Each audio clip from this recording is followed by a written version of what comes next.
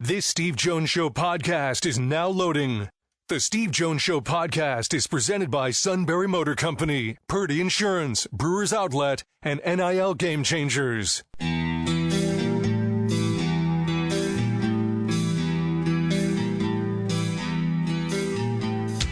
Bringing you an in-depth look at Penn State sports and more. This is the Steve Jones Show on News Radio 1070 WKOK.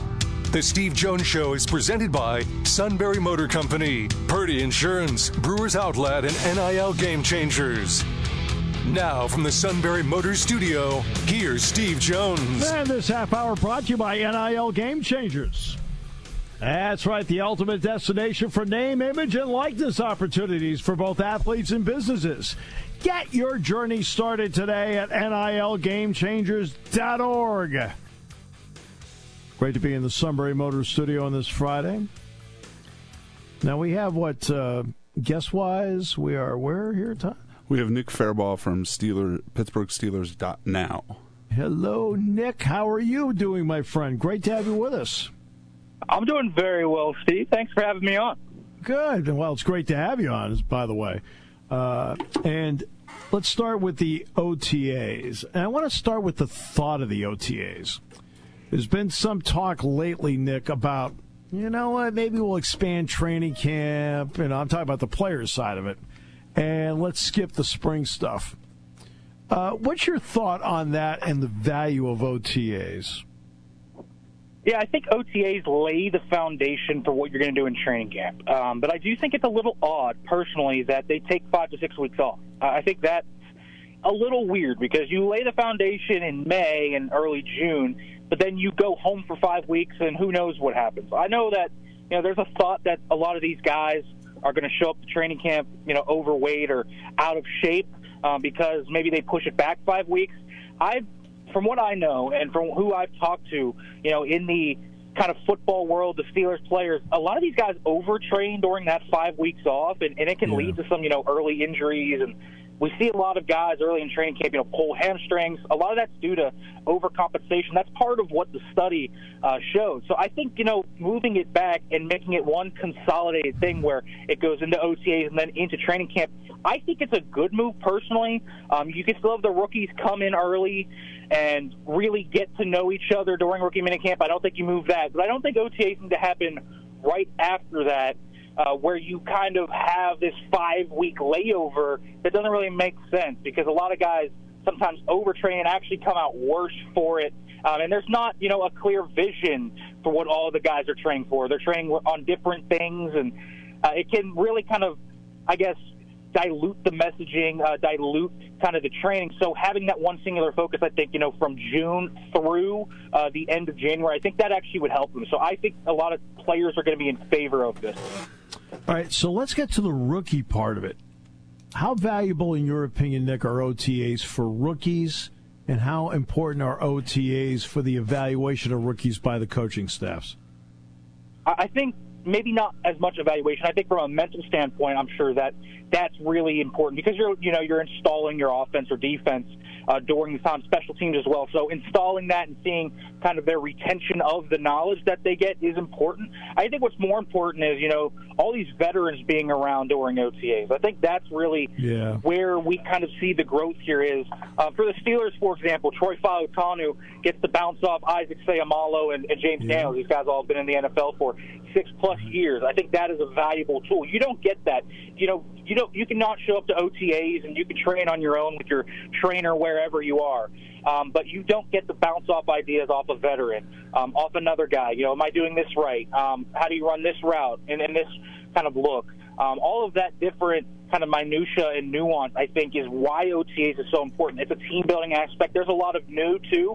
With the Steelers, obviously, you see the quarterbacks and the new offense. So there's a lot of new, so you get to talk to the coaches, kind of see what they want. And then, when you go back specifically during this 5-week period that they're going to have, then you know how to train specifically for your offense. I think that's where it's really valuable. Not as much in, say, evaluating what happens on the football field, but how they do things, the retention of it all. That's where I think this is really valuable, and getting that mentorship among the locker room, I think, is another thing that's very important at OTAs.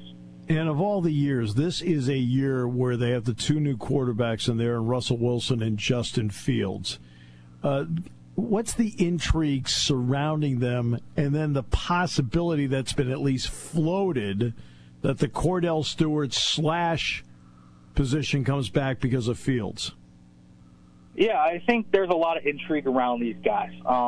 It's the different skill set from what they had. I think that both these guys can air the ball out all over the football field. I think their arm talent sticks out. That's one thing that has really struck out to me. You look at Russell Wilson, even if he's not what he was in his heyday in Seattle, the arm talent, the ability to throw that deep ball is still fantastic.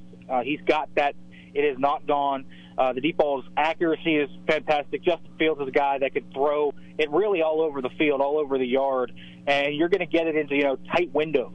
So I think that's where intrigue comes from. There's more arm talent, so you can do more different things with your scheme. I think with Justin Fields specifically on the ground game, I think there's going to be a package for him. I think you have to. You think he's going to play like wide receiver, like Cordell did back in his day. But I do think you're going to see Justin Fields as a wildcat quarterback. You're going to see him running read option. You're going to see him even throwing out of that because he can, and he's such a talented runner. He is a dynamic football player, very tough to bring down. You see him in person. He is built. His lower body is extremely well built, and he's tough to bring down. You can understand why he runs through arm tackles. And he runs with the physicality that most quarterbacks are not willing to do. So that's going to be a thing. I'm very certain of it because Justin Fields is going to be one of their best weapons with the ball in his hands. And if you want that run game to be enhanced with Jaylen Warren and Najee Harris, you're going to want another guy in there that can really add another level to it. And Arthur Smith's been great with the quarterback run game. He had Marcus Mariota, did a great job with him at the helm. So I think Justin Fields is going to have a package there. And if he eventually starts, I also think that will be a big part of the game. It will be the quarterback run game. Well, there's another element, too. Imagine how much time opposing teams are going to have to take in just preparing for it when they could be preparing for something else. I think that's a big element, too. I think it's an important element. I always think the wrinkle, when the Saints had Taysom Hill during the Drew Brees days, I think, him giving a different look always caused teams to have to compensate time to Taysom Hill, and then you still had Drew Brees dotting it up over the middle of the field with his, precision accuracy. I think, Russell Wilson's going to be such a different quarterback. You'll see some design runs with him, but, not nearly as much. He's not as dynamic as he was during his Seattle days, but you'll see him, play action, deep ball stuff, stay in the pocket.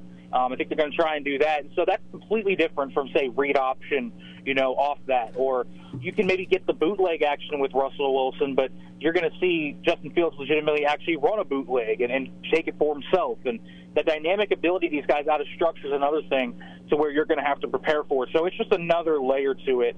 In the run game specifically, you look at how layered this run game is going to be with all that they have. There's going to be a lot to plan for. So I think that's to the advantage of the Steelers. I think they'd be, wise to use Justin Fields and what he brings to the table. All right, so that's the next part is the draft. They went out and went offensive line, tackle, center. What can this now do to protection? What can this now do potentially to the running game? Yeah, protection's the big one. I think that it does enhance the run game. I think, Frazier and Fa'utano are both very athletic guys that work in space. You look at what Arthur Smith likes to do, likes to run a lot of those zone runs where you have to get out in space, go to get the linebackers, go to get those safeties. Fa'utano is a special athlete for the position. He really is. The way he moves for an offensive tackle, he looks like he's moving like a tight end at times. He's got that explosiveness and fluidity, so I think that'll help in the run game. They'll be able to, really dial up whatever they want in the run game because I think the range of the linemen they're going to have, 1 through 5, with Jones obviously being a very great athlete too, and then you have Daniels and Sayamalu and Frazier. All these guys are going to be able to really get out in space and make these really tough blocks that usually as an offensive coordinator you wouldn't call, but they have athletic players that can make these tough blocks. So I think it's going to open up a lot for Jaylen Warren and Najee Harris and be tricky with what they want to do. I think in pass pro that's the big thing because you look at Justin Fields and Russell Wilson. Both of these guys were number 1 and 2 respectively in time to throw. They held the ball the most. They got sacked a ton because they run into pressure. So I think the more stable your offensive line is, the more likely it is you'll have Fields and Wilson stay in the pocket And so I think that is really an important thing for the Steelers, is keeping Wilson and Fields kind of can. Eventually they're going to run into sacks. I think that's just something that is unfortunately part of their skill set, and there's going to be some negativity with it, but you want to minimize it, especially with Russell Wilson. If you can put Russell Wilson in the pocket and then, he can air out the deep balls, I think he can really be a solid quarterback. That's what made Sean Payton successful with him as much as he was last year. Yeah. Russell Wilson was contained more in the pocket. So I think when you have better pass protection with, Zach Frazier and Troy Falatonu in there, you're going to minimize the negativity of those two guys, and that's really what you want. What would be your biggest couple of takes out of the Steelers OTAs moving forward? Yeah, I think one of the takeaways is Arthur Smith's detail. I think it's much better than Matt Canada. That's not saying much, but I remember last year, a lot of guys telling me how defenses were reading their stuff before the snap. It wasn't hard to kind of decipher what the Steelers were going to do. So there's not as many tells. It's a more diverse kind of skill set that they have in there. You have, multiple tight ends. You can spread them out, condense them, really whatever you want to do. But the detail he actually coaches with, guys aren't left wondering why they're doing this, how they're doing this against this look. Right. I think that's 101 OCing, which is more of an indictment of the predecessor for Smith, but yes. I think it's something to note. Another thing that I really have noticed in these OTAs is the locker room leadership that both quarterbacks have taken.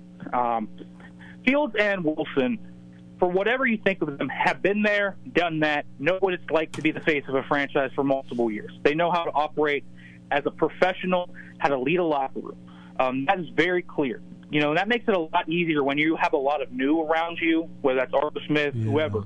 It makes it a lot easier to consolidate and kind of get into a groove. And so that's really been something. In terms of on the field, I think personally I've only been strengthened in the belief we're going to see a lot of Pat Fryer moves this year. I think that is going to be a big one. He's moving all around the formation, outside, inside, slot.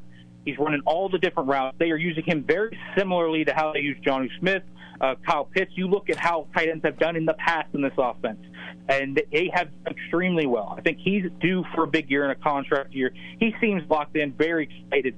They're going to really try to unleash his ability this season. And I think the last one that I really have taken to heart is I think Minkah Fitzpatrick is going to benefit from the addition of Deshaun Elliott. I think, that's something that's gone under the radar.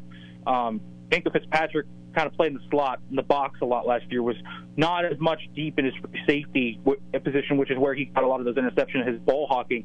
Elliott's going to take up that role, and Minkah Fitzpatrick's going to be back to what he was doing. He was an all-pro. So I think that could be a big boost for the secondary.